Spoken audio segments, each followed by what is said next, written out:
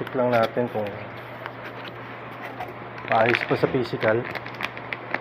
Importante yung brine seal. Yan. Yung brine seal, okay. Parang brine seal ng Filmtech. Ito kasi importante rin to itong brine seal na to.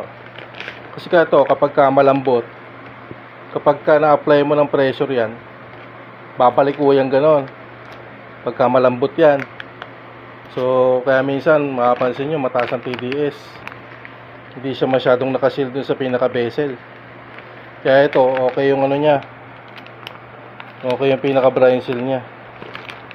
Medyo matigas, parang ano yan, parang Filmtech. So, ito. Osmotech.